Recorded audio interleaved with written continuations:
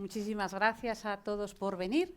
Lo que tengo que hacer siempre antes de empezar, como sabéis, es recordaros nuestro número de Bizum, 03634. Si os gusta lo que hacemos, si os apetece ayudarnos y echarnos una mano, cualquier cantidad nos viene divinamente. Ahí sí, ayudar, que eso viene bien. Todas estas actividades.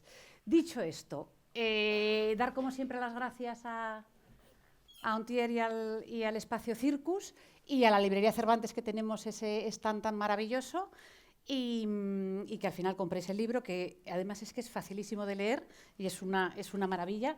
Y es, como le decía yo, es una pena que no está, iba a acompañarnos Phil Camino, que es la editora, que ya ha venido otras veces, no ha podido venir al final. Y cuando presentamos el año pasado, yo creo que fue en febrero, presentamos Un beso en Tokio, una novela muy bonita, y yo decía que era la típica novela que yo me la leí con un iPad en la mano, porque iba como cada vez que iba comentando algo, yo entraba en el iPad como para investigar, y aquí me ha pasado un poco. Y me he descargado, no sé si he ido demasiado de culta y no sé si me lo leeré, pero me he descargado para leerme un libro que mencionas de Lledó, Ay, sí. sobre el silencio de la escritura. El silencio de la escritura, que es maravilloso. Pues aquí lo tengo, joya. Llevo 15 páginas. No sé si seguiré, pero me pareció como tan bonito lo que contaste, divino, que digo, sí. me lo lío. Y entonces, bueno, Lorena, nosotros, además de darte las gracias por haber aceptado Gracias a vosotros la por invitarme. Nosotros lo que preguntamos siempre a nuestras invitadas cuando llegan aquí es un poco como ¿por qué estudiaron lo que estudiaron? Y tú, en tu caso, estudiaste Historia del Arte. Historia del Arte, estudié. Yo me eduqué, le estaba contando, primero, gracias a Ana por traerme aquí, gracias a todos vosotros por estar esta tarde aquí escuchándonos y en este espacio tan maravilloso, de verdad, estoy fascinada. Y además tan alegre, y un 23 de enero, pues da gusto esta alegría. Pues yo me eduqué, yo me crié en la infancia, sobre todo en Estados Unidos, porque mi padre estuvo muchos años trabajando allí y tenía una base americana muy, muy fuerte. Pero cuando tuve la oportunidad de ir a estudiar, empezar la carrera, pude ir a Estados Unidos, y en Estados Unidos ya había en los años 80 la doble licenciatura. Entonces hice Historia del Arte e Historia. Y luego me fui a hacer un máster a Londres, que me especialicé en manuscritos medievales. Pero, ¿y por qué manuscritos medievales? Pues porque pensaba hacer un doctorado, que luego terminé decidiendo no hacer el doctorado, porque me dio un poco dije, mira, no sé si quiero encerrarme en una biblioteca, investigar y escribir los próximos 3, 4, 5 años. Prefiero estar trabajando y cara al público, ¿no? Que luego tuve un recorrido profesional que pude unir esas dos facetas, ¿no? Trabajando en gestión cultural en museos. Pero hice manuscritos porque a mí la Edad Media me fascina, y porque estando en Londres, el British Library tiene una colección de manuscritos extraordinaria, y entonces decidí pues, que tenía tan a mano buenos manuscritos con los que trabajar. Y luego ya entonces siempre me ha interesado muchísimo, y hablo mucho de ello en mi libro, el papel de la mujer, ¿no? Lo que yo me siento, como historiadora del arte, siempre me he sentido un historiador que utiliza arte en vez de documentos escritos para entender mejor el momento del que me están describiendo, ¿no? Y siempre me ha interesado mucho las mujeres, ¿no? Cuál era la situación de las mujeres en distintos momentos de la historia.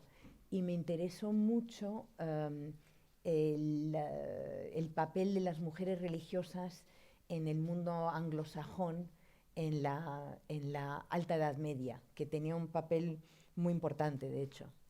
Y entonces trabajé en manuscritos producidos por mujeres. Hay un podcast interesantísimo de unas chicas, las hijas de Felipe. Sí, efectivamente. Os lo recomiendo, por cierto, lo conozco. Son unas chicas que escriben sobre monjas y religiosas en la época. Sí, muy bueno. Es muy bueno, la verdad.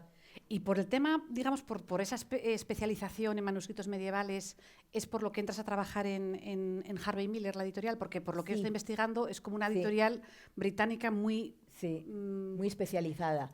Entonces yo salgo, o sea, que termino el máster con muy buena nota, la verdad. Por cierto, Es que es hay que verdad, decirlo, es claro que, que es sí. que el mérito, o sea, que cuando uno estudia y saca buenas notas, pues es verdad. Es que se lo digo mucho a mis hijas y a jóvenes, hay que sacar las mejores notas posibles, ¿no? Como carta de presentación, ¿no? Entonces, en Londres, Harvey Miller Publishers tiene una historia maravillosa porque lo fundaron Harvey y Ellie Miller, que eran una pareja judía, y murieron los dos ya. Ella era hija del fundador de Phaidon. Anda, Phaidon es una editorial maravillosa también. es una editorial que se funda en Viena en los años 30 y con el Anschluss, tanto los Horowitz, que eran los padres de Ellie Miller, como toda esa generación de historiadores del arte, Warburg y Panofsky, y todos, Gombrich, se van todos con el Anschluss, se van todos a Londres. Y entonces Phaidon se muda a Londres, se muere el propietario, que era el padre de Ellie Miller, ella lo hereda, lo vende a British Encyclopedia y mantienen una editorial mucho más pequeña con el nombre de su marido, Harvey Miller, que se especializaba en libros muy académicos de la historia del arte, mucho arte medieval. Y luego llega el Prado. Sí. Llega el Prado que para mí yo siempre digo que es como estudiar para ser astronauta y que te manden a la luna. O sea, que poder trabajar en el Prado era, vamos, yo me he pinchado todas las mañanas durante 15 años diciendo, no me puedo creer que esté trabajando aquí. Pues estaba en Londres, trabajé 5 años en Londres y me enamoré de un sueco maravilloso que no ha podido venir. Y entonces, pero ya decidimos que queríamos venirnos a España. Nos casamos, tener hijos. Tuve 2 hijas, una detrás de otra, y cuando mi hija pequeña tenía 9 meses empecé a inundar el mundo del arte en Madrid con mi currículum. Y entonces, un día vuelvo del parque, es que os lo he contado tal y como fue, vuelvo del parque y en el... no, ¿cómo se dice? El teléfono. El contestador automático. El contestador automático, es que ya sí ni me acuerdo. Que tenía la voz de mi hija, la mayor, con voz de bebé, que decía, somos la familia Borgeson, deje su mensaje. Tengo un mensaje de un tal Miguel Fugaza, que si estoy interesada en entrevistarme con el Museo del Prado, que por favor que le llame. Y así fue. Y yo muerta de vergüenza de pensar que, claro, lo que había escuchado es la voz de tu hija, de una niña de 2 años. Somos la familia Borgeson. Y entonces sí, me entrevistó 3 veces, tuve 3 entrevistas.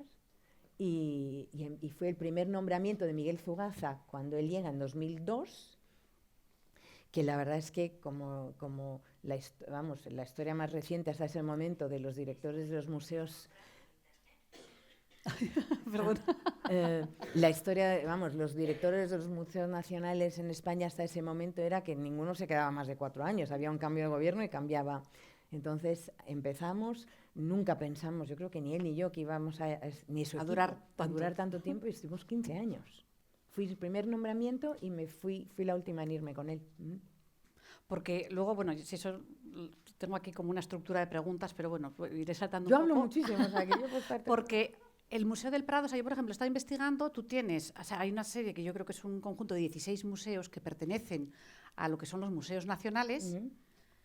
Eso se entiende que dependen de cultura, pero el Museo del Prado tiene como un estatuto independiente. Bueno, o sea que tiene una ley que lo rige independiente, y eso fue cuando el gran cambio que hizo Miguel Fugaza de la mano en su momento cuando llega de Eduardo Serra, que era el presidente del patronato, era otorgarle al Prado que fue un consenso además de partidos políticos, sí, en el Congreso de los Diputados, una ley que le diera mayor autonomía.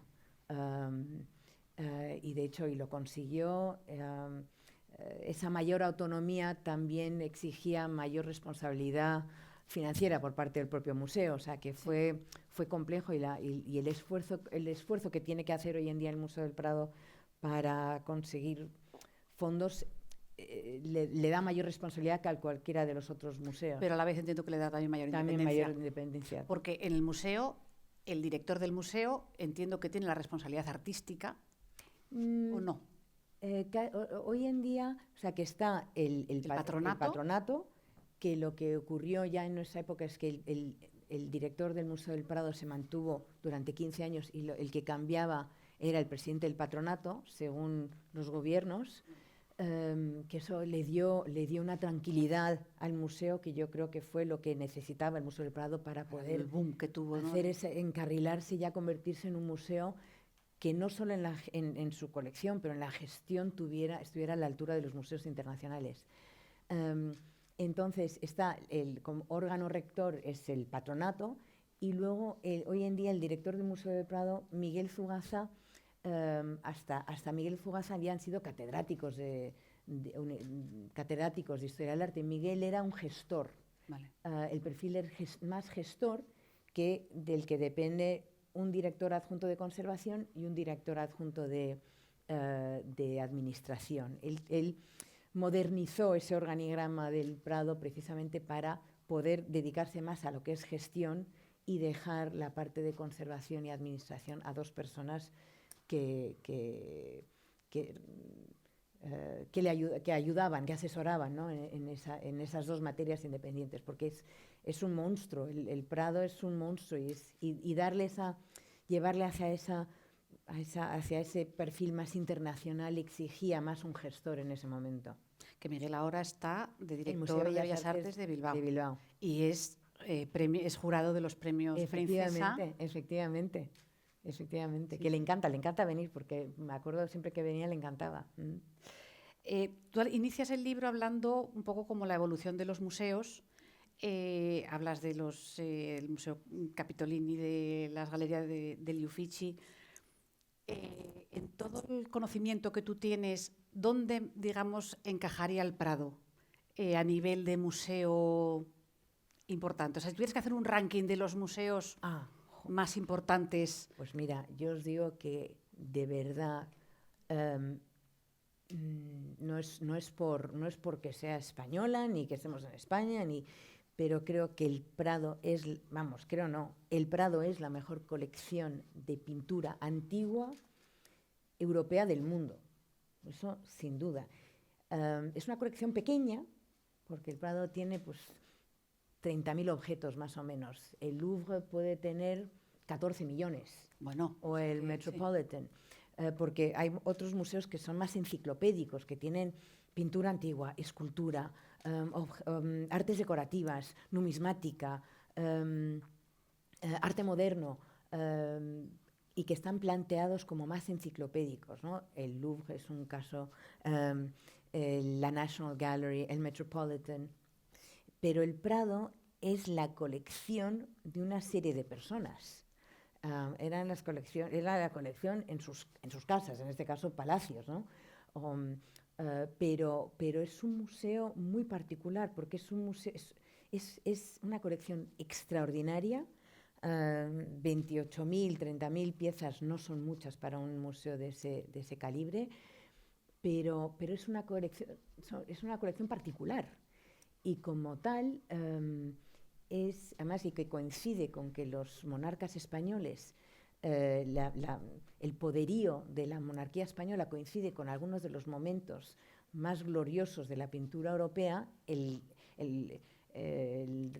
reyes de España tenían primera opción de compra en muchos de estos casos, ¿no?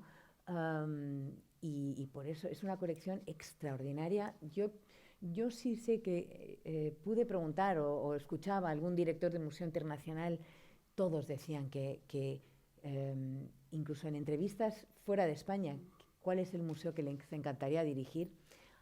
Directores de museos de arte antiguo, todos decían el Prado. Es que me dices que son 30.000 obras o objetos y expuestos que puede haber. Hay expuestos.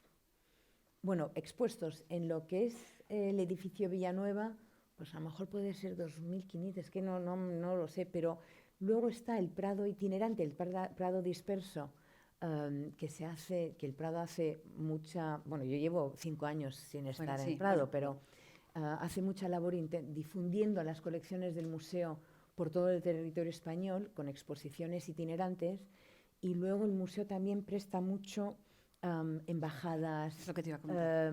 congresos, senado, ministerios. Y esos préstamos, porque yo, bueno, por ejemplo, que estoy ahora en Londres y cuando hay algún evento en la embajada, claro, nos enseñan Sí. unas obras de arte Sí. maravillosas que no son probablemente primeras Ujú. obras tal, pero eso, o sea, un embajador dice, oye, Miguel, déjame 3 obras para el salón de... ¿Cómo funciona ese proceso de préstamos? Pues O, eso, fíjate que en mi época, eso no lo llevaba yo, pero en nuestra época no recuerdo que hubiera una renovación de una embajada que conllevase una petición, una solicitud vale. de ese O tipo. sea, lo que hay es lo que está. Lo que hay, yo creo que No ha se habido mueve. mucho tiempo. Lo que puede haber seguramente es que a lo mejor, por ejemplo, se va a hacer una exposición en el Prado de un artista o de una época que hay una obra en la embajada en Tokio, entonces a lo mejor se solicita la devolución de ese depósito y se envía otro. Vale. O sea que así Sí. sobre todo puede haber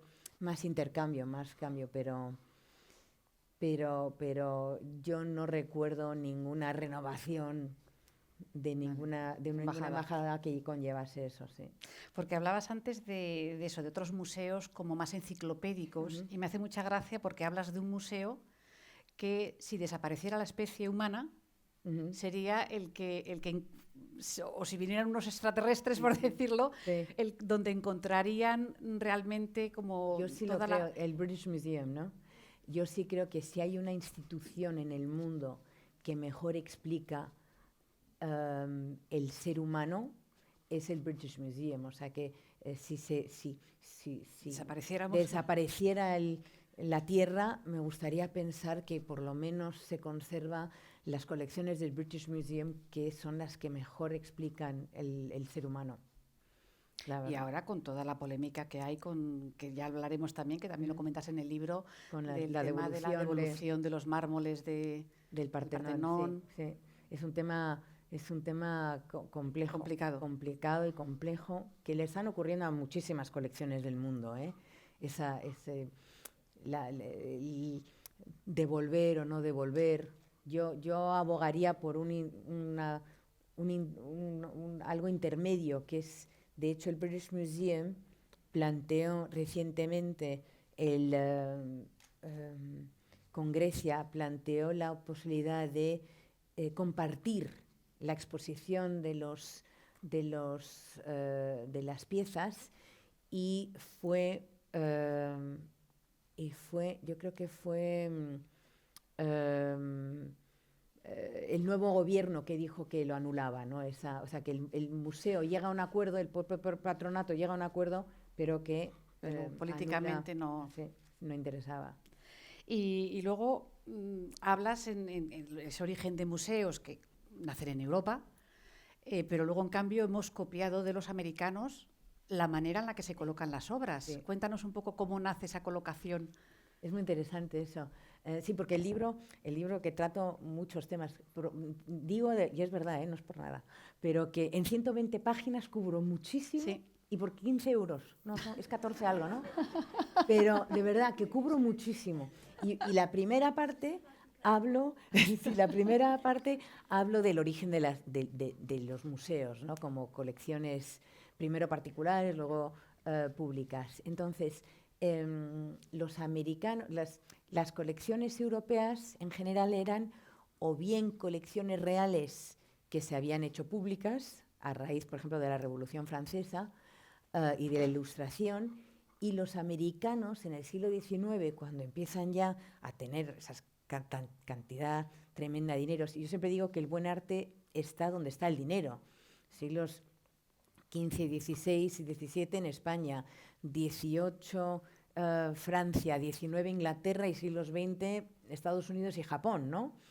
Entonces los americanos en el XIX y a principios del XX quieren, las personas adineradas de las ciudades americanas tienen un interés comunitario de ayudar a sus conciudadanos a educarse.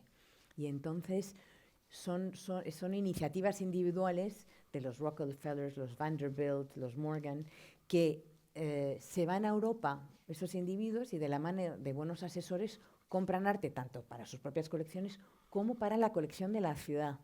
Y el Metropolitan es una iniciativa particular de varios individuos que empiezan a comprar en Europa. Pero claro, no pueden comprar tantísimo. Entonces, compran lo que pueden. Además, intentan comprar las mejores obras de cada periodo para tener buenos ejemplos de cada uno. Pero los americanos, mientras que en Europa estaba esa idea de colocar las obras muy decimonónica, de abigarrar todo, de colocar todo en una misma pared, muy junto, ¿no? El horror vacui.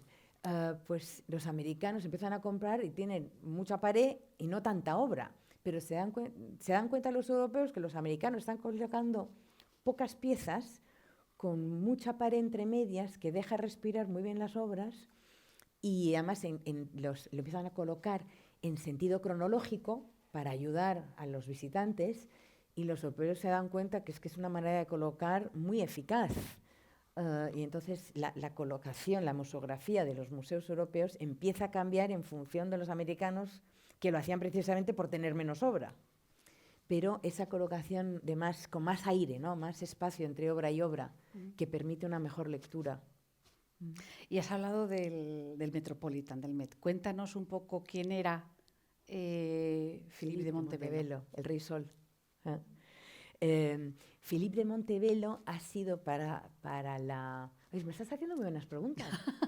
Sí, voy por muchas de estas y nadie me ha preguntado estas cosas. O sea que, Philippe de Montebello para la generación de directores de museos de un Miguel Zugaza es legendario, porque Philippe de Montebello, que sigue vivo, fue director del Metropolitan 35 años.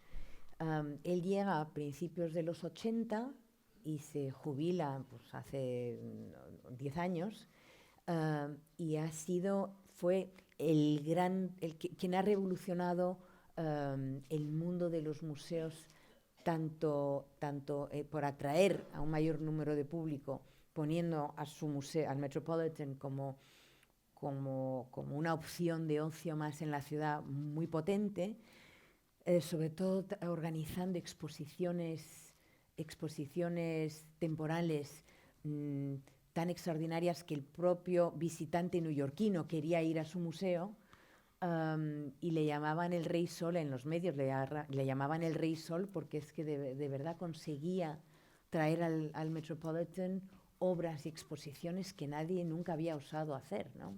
Y bueno, que incluso por lo que comentas también, a nivel incluso de labor diplomática, cuando no había nadie en Teherán, o él conseguía mover obras. O sea, que cuando Estados Unidos e Irán no tenían ningún contacto diplomático, Montebello y Maruk Tarapor, que era su jefe de exposiciones, conseguían traer una exposición de Teherán de los grandes tesoros de las colecciones iraníes a Nueva York. Sí, increíble. Es un personaje extraordinario. Ha sido patrono del Museo del Prado. En la época de Miguel Zugaza, cuando se jubila del Metropolitan, llega al Prado, y no sé si sigue, ahora no lo sé, pero estuvo muchos años. ¿Sí? Y luego comentas una anécdota muy graciosa que yo creo... Sí. Sí, que mucha gente... Porque hablo en el museo, en el libro hablo mucho de cómo debe de uno preparar, o sea, que con qué mimo uno debe de acercarse al gran arte, ¿no? Y hablo de museos de arte antiguo, no me he querido meter en siglo XX, museos de arte contemporáneo, porque es otro tema. Pero hablo mucho de lo difícil que es a veces abstraerse lo suficiente para apreciar una obra, cuando estás rodeada de 300 personas con los móviles, ¿no? Sacando fotos, etc. Y entonces muchas veces uno se pregunta ¿cuántas personas puede acoger un museo? Y cuando yo llegué al Museo del Prado, me acuerdo, una de las primeras cosas que me pidió Miguel Zugaza que hiciera era hablar con todos los museos, con 8, 9, 10 museos internacionales, para preguntarles cómo hacían ellos para decidir cuánto era demasiado, ¿no? Y en temas de seguridad, etcétera. Y me acuerdo que hablamos con el Metropolitan, con Philippe de Montebello, que nos contó que ellos tomaron la decisión en un momento dado que el número máximo de personas, de visitantes que podía tener un momento dado el Metropolitan era aquel en el que los baños no podían limpiarse, o sea, que el ritmo de la limpieza de los baños no pudiera mantenerse correctamente. Eso quería decir que el número de personas ya era demasiado, ¿no? Y que había que cortar, pero era la limpieza de los baños, era lo que llegó un momento que era lo que definía, ¿no? el cupo máximo. Y luego cuando hablas también, pues eso de los museos, esa labor, digamos, dinamizadora de la cultura, etcétera, cuentas también una anécdota de, bueno, dos cosas. Cuando hablas de la National Gallery, Ahí sí. Y hay una anécdota también preciosa de la Segunda Guerra Mundial que... Sí, sí. Pues te voy a contar otra que no está en el libro. Vale. También. Primicia. Pero sí, la National Gallery, que es un museo, la National Gallery es producto de la Ilustración, es el gobierno inglés en el siglo XIX que decide crear una institución museística enciclopédica que explique los hitos de la historia del arte, ¿no? Europeo. Y se concibe de esa manera y se intenta comprar de verdad las mejores obras posibles.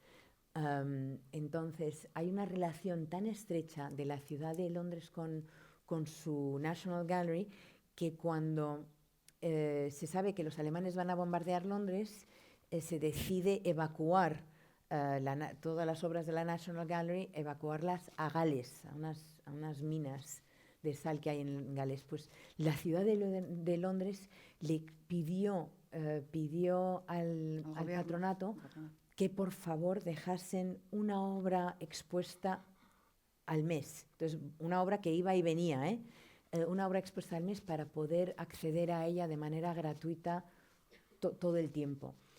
También se hicieron unos conciertos preciosos de piano, creo que eran todas las noches o varios días a la semana, pero sigue el programa de The Picture of the Month, la obra del mes, precisamente honrando esa actividad en plena guerra, que aún bombardeándose en Londres, que pudiesen los ciudadanos de Londres ir a ver una obra en la National Gallery.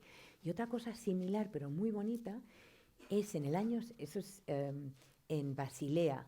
¿Era Basilea? Sí, en Basilea hay una Picasso, hay un coleccionista de Picasso que tiene que vender tenía un coleccionista de Picasso que había comprado 3 o 4 obras de Picasso importantísimas. Y los herederos deciden vender, a la muerte de este propietario deciden vender. Te hablo del año 67. Entonces, la propia ciudad de Basilea, ante el temor de perder la opción de tener esos cuadros que aunque hubieran estado en una colección privada, sabían que eran tan magníficos que querían intentar mantenerla, hacen un crowdfunding, la propia ciudad, y los ciudadanos compran esas 3 piezas a los herederos del propietario. Le conmovió tanto a Picasso que regala a la ciudad una obra más después de eso. ¿Sí? Qué bonita la historia. Es bonita, ¿verdad? Sí, muy bonita.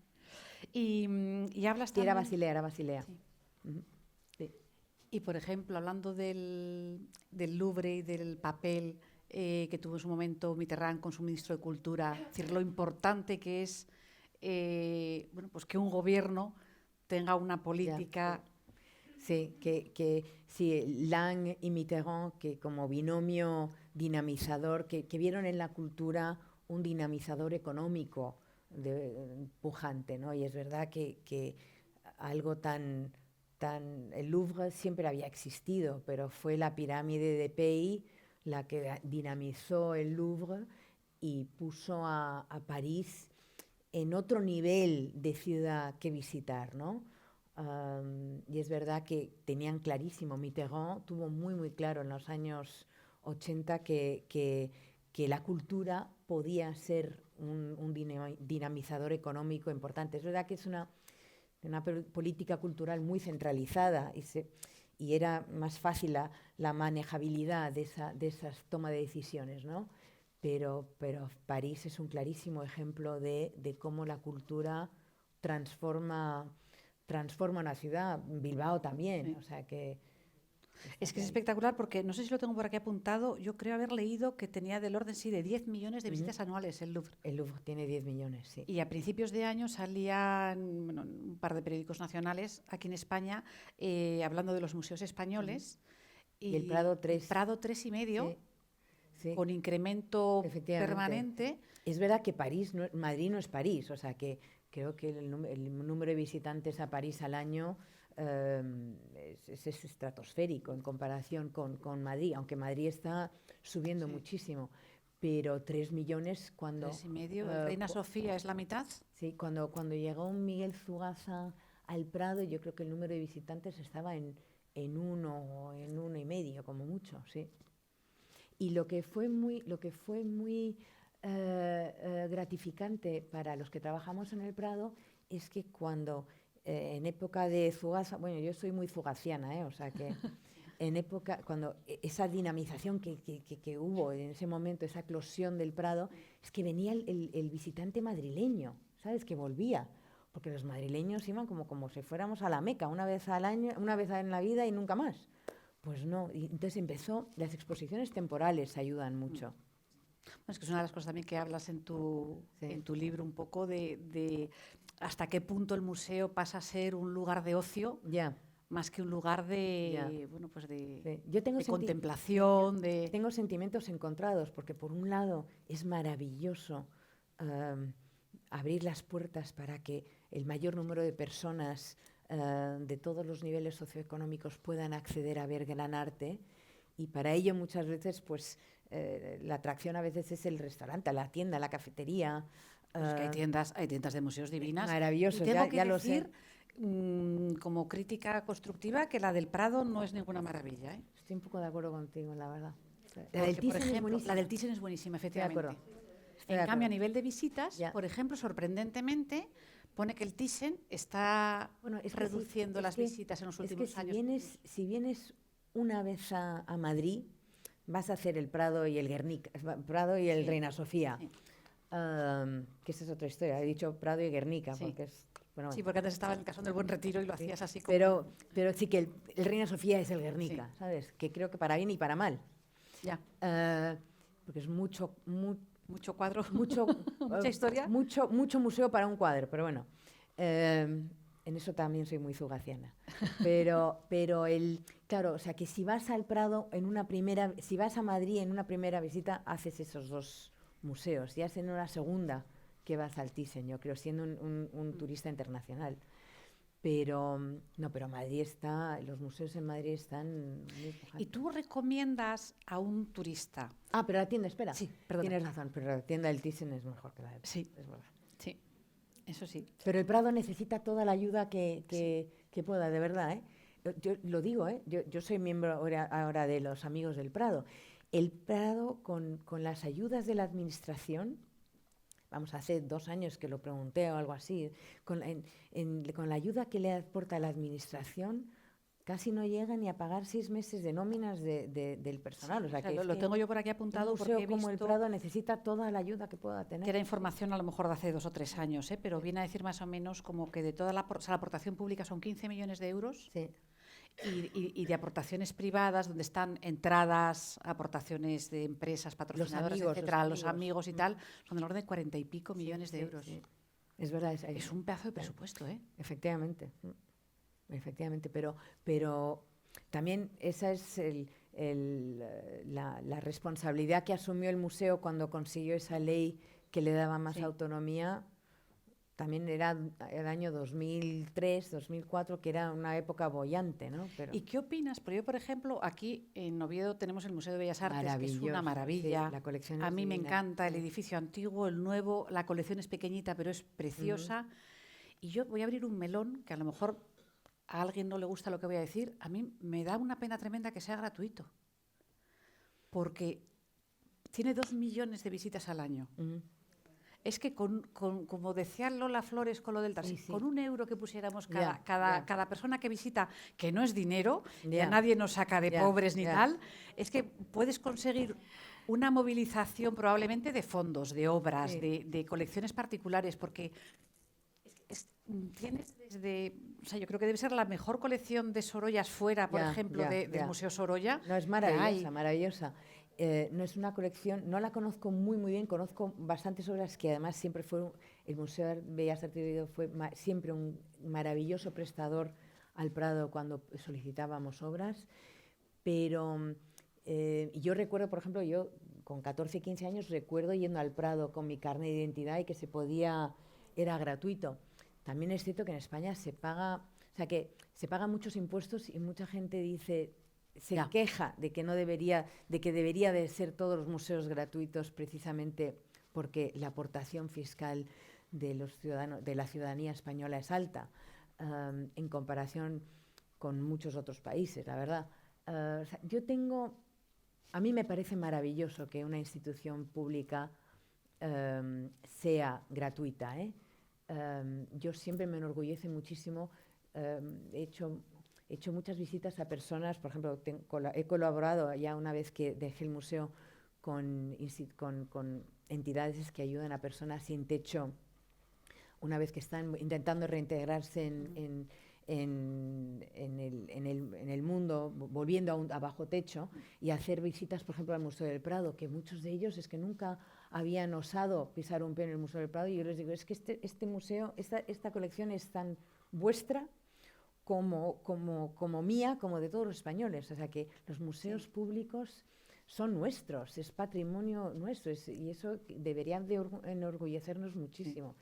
Y a mí me encantaría que para los españoles, por lo menos, fuera gratuito los museos públicos españoles, pero comprendo que es muy difícil. O sea que yo, fíjate que me gusta que lo sea un museo como el de Oviedo, pero, por ejemplo, hay museos, el Metropolitan hasta hace pocos años era gratuito, pero tenía siempre al lado como la opción de poder una donación contribuir. Voluntaria. Eso me parece una idea maravillosa. Londres, la National Gallery es gratuita también, pero también puedes contribuir si quieres. O sea que yo lo haría un poco las dos cosas. Mantendría la Gallery ya no es gratuita. Pues gratuidad con la opción de contribuir, de aportar. Y si vas a un museo, ¿cómo recomiendas enfrentarse a un museo por primera vez? O sea, yo me acuerdo, por ejemplo, cuando mis hijos eran pequeñitos, que fuimos al Prado, y yo me acuerdo que cogimos una guía y yo le dije, mira, o sea, no van a aguantar más de 45 minutos. Eran muy pequeñitos y tal. Entonces empezó haciendo como un recorrido por la perspectiva y por todas las obras del Renacimiento, o sea, para hacer un poco, el atraer también un poco... Los niños, es fundamental porque los niños... Si hablamos con niños, hablamos de niños, el ojo también es un músculo y hay que educarlo, ¿no? Depende de si es un museo al que vas a poder ir mucho, o es la primera vez que vas a una ciudad, la primera y a lo mejor no vuelves en 25 años, que quieres aprovechar, ¿no? Es que llega un momento que te emborrachas de obras, porque ya no sabes... A mí me gusta incluso con adultos, no solo con niños. Yo me gusta ir a ver o bien una exposición o 4 obras. Si estoy en mi ciudad, 4 obras y no más, porque cansa mucho mirar. Para mí es de las cosas que más me cansan, más que hacer ejercicio, mirar, prestar atención con la mirada, cansa mucho. Yo con niños, fíjate que lo que he hecho, y creo que todo el que tiene ojo es un crítico de arte. Creo que hay demasiado respeto a veces hacia el arte, decir, yo no entiendo, con lo cual no me puedo acercar. No, todo el que tiene un ojo tiene criterio y creo que es tan respetable tu ojo como el mío, como el del crítico del país. O sea que todos podemos hacer una valoración. A mí me gusta con niños deambular y si se paran en algo, si les llama la atención una pieza, mirar esa pieza con detenimiento, intentar discutir, hablar con ellos y discutir por qué les gusta, qué es lo que les atrae, qué no. Pero si es la única vez que voy a hacer esa visita, pues buscar cuáles son las 4 obras maestras de esa colección e ir a ver esas 4. Pero lo de deambular como si fueras por el parque con niños y ver qué es lo que les atrae, eso me encanta.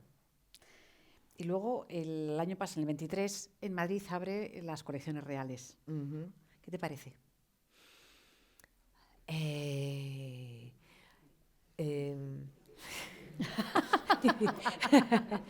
Pues mira, a ver, es un museo, es un edificio maravilloso. A mí el edificio me parece precioso. El edificio es maravilloso.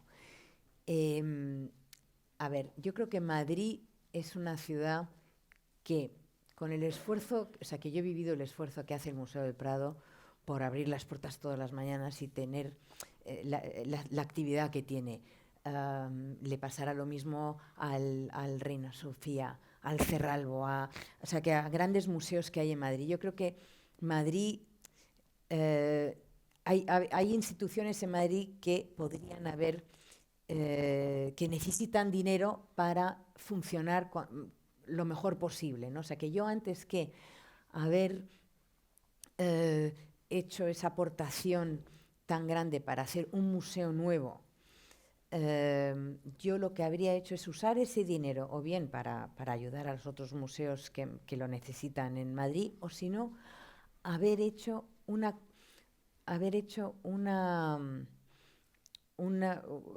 red, haber ayudado a la propia red que tiene Patrimonio Nacional con algunos de los edificios más extraordinarios de Europa, porque la red que tiene patrimonio de edificios que formaron parte de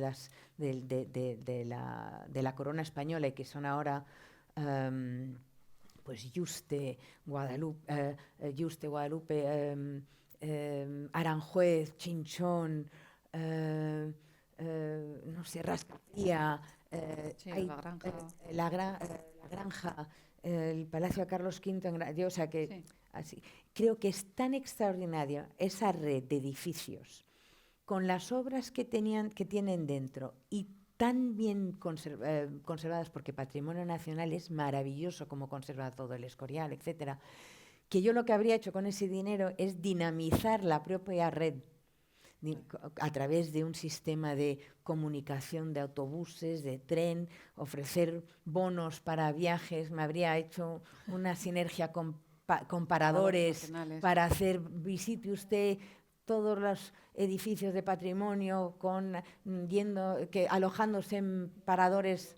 Ya habría hecho. Colecciones Reales, o sea, el Museo de las Colecciones Reales pertenece a Patrimonio Nacional. Efectivamente, es patrimonio. Que eso depende de Vicepresidencia del Gobierno, no es de Cultura. Patrimonio, pero que es una entidad extraordinaria. ¿Por qué Patrimonio Cultural depende de Vicepresidencia del Gobierno? Eso no sé, eso es desde hace años. Desde hace años, sí. Patrimonio Nacional depende de Vicepresidencia.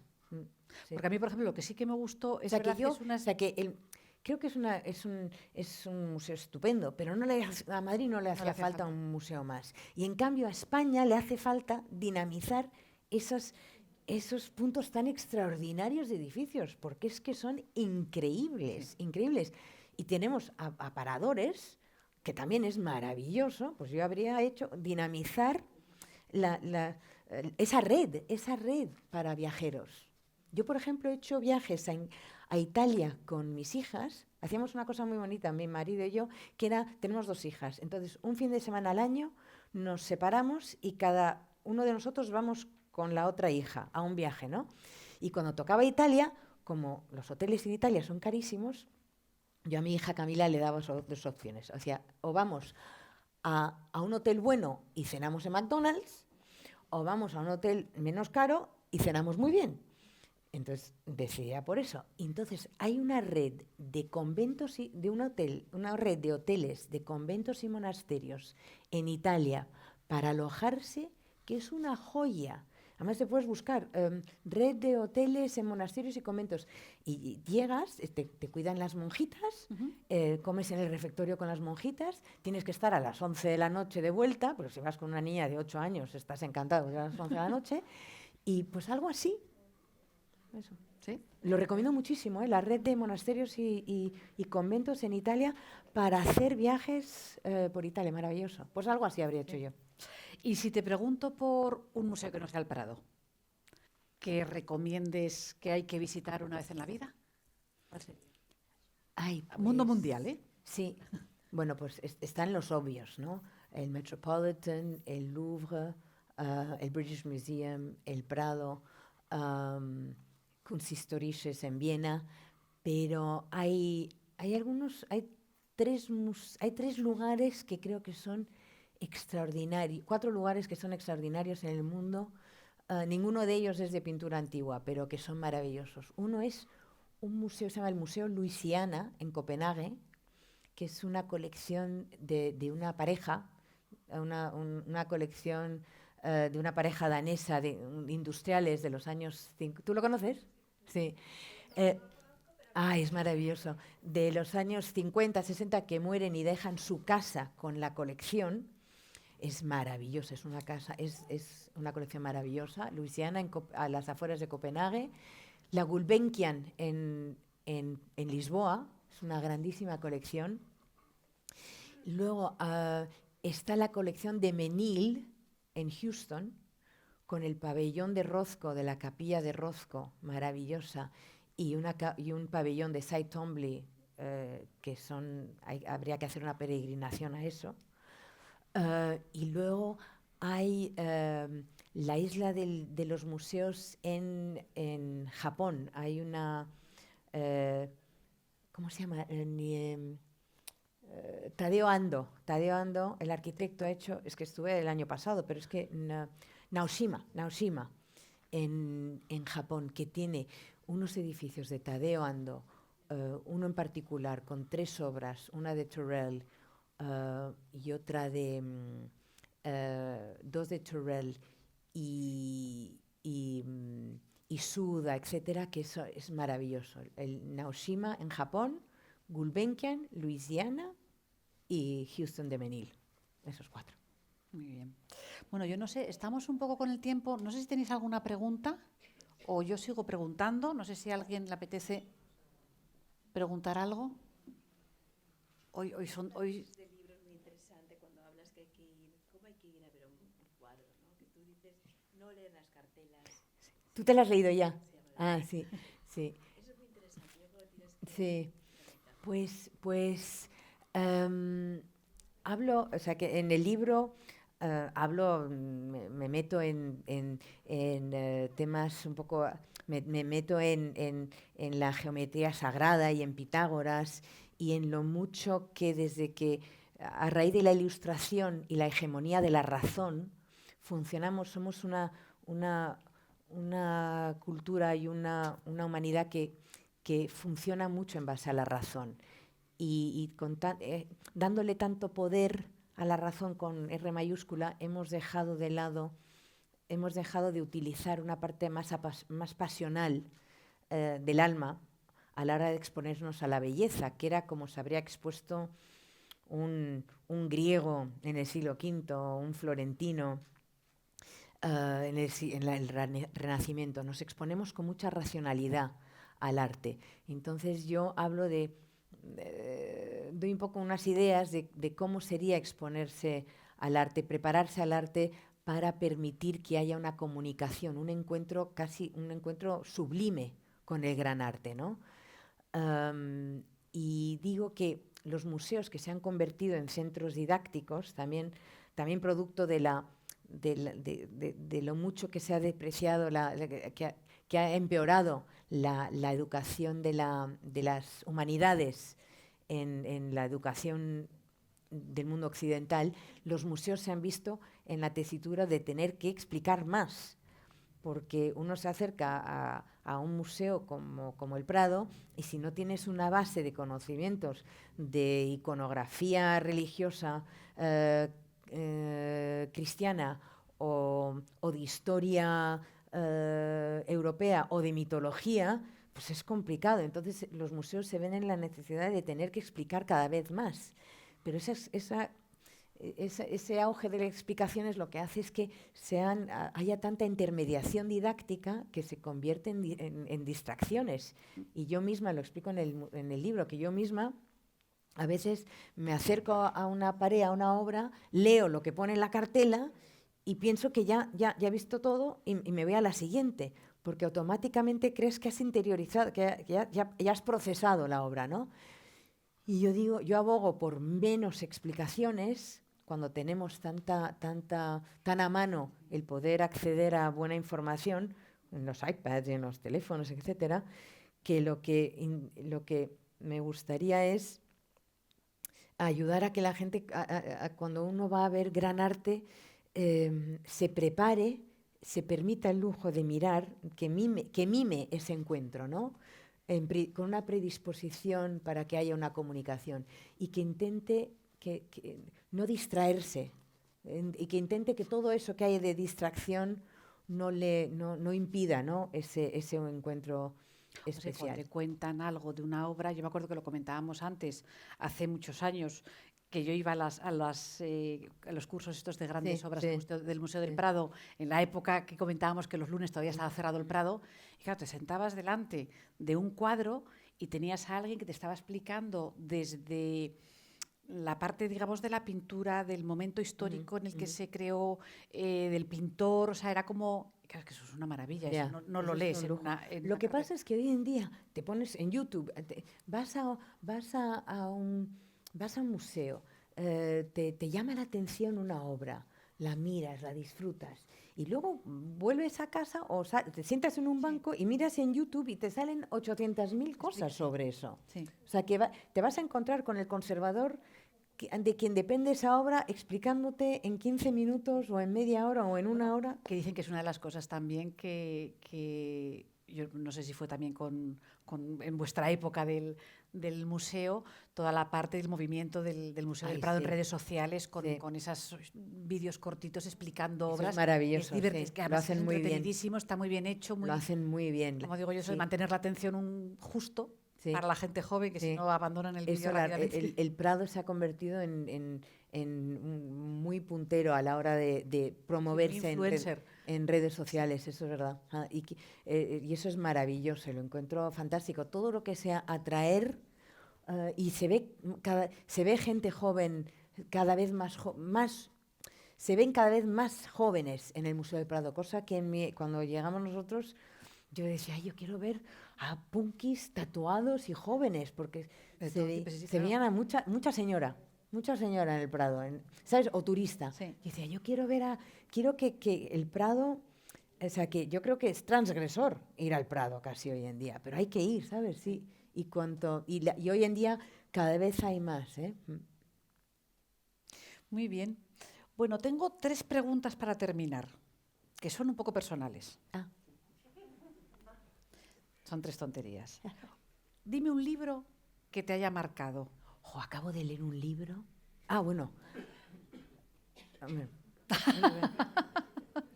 Un libro que me ha marcado, La Ilíada de Homero. No es por ser pretenciosa, pero la verdad es que me lo leí hace 3 años. Porque decía, la Ilíada va a ser un coñazo, va a ser un horror, difícil, complejo. Oye, pues la Ilíada es facilísimo de leer. Mira. Facilísimo es de que leer. Tengo una to-do list de libros. Facilísimo de leer. Y yo, además, a veces lo que hice es que busqué una página que a veces lo que hacía es que resumen del canto tal, ¿sabes? Un resumen del canto antes de empezar a leerlo, ¿no? Entonces lees el resumen y luego lees el canto. Pues es maravilloso. Lo tiene todo. Tiene amor, tiene muerte, tiene amistad, tiene venganza, lo tiene todo, es maravilloso. Y es mucho más fácil de leer. Y luego acabo de leer con Filipín, que estamos en un grupo de lectura, un libro de un chileno que se llama Benjamín Labatut, que se llama Maniac. Maniac. Maniac. Sí. Qué bueno es, ¿verdad? El primer cuento del verdor terrible. Bueno, alucinante, ¿verdad? El verdor terrible, el primer cuento, ¿cómo es? Pues ese, Mira. y maravilloso, es que lo acabo de leer. Tomamos ¿Y qué nota. más? A mí me encanta. ¿Y una persona a la que admires? A la Virgen María. Muy transgresor también hoy en día. Sí, sí. No soy creyente, ¿eh? Pero a la Virgen María sí. Y bueno, y admiro mucho a San José, ¿eh? Porque al pobre le dicen, te vas a casar con una, que encima está embarazada de otro. Es decir, San José muchísimo está, se le admira poco. Sí. Pero María, sí, sí. ¿Y si te pregunto por tu idea de felicidad? Mi idea de felicidad. Yo soy muy positiva, muy optimista y muy positiva, ¿eh? Y he tenido una vida, los dioses me han dado muchas... Favorecido. Sí, mucho, ¿eh? O sea que no soy creo que no soy la persona más... soy indicada porque todo ser humano puede definir su felicidad, pero la mía ha sido muy privilegiada, la verdad. Pero para mí tener un compañero de viaje importante como el que tengo me ha ayudado mucho, la verdad. ¿Sabes que muchas mujeres que han venido aquí en preguntas así que hacemos, muchas han mencionado la importancia de su pareja, de su marido? Ah, sí, sí. Para mí sí. Casi te diría que más que la maternidad, fíjate. Qué Sí, bonito. sí, Qué la bien. verdad. Bueno, pues con esta declaración de amor, Ay, que, sí. que la verá tu marido, terminamos.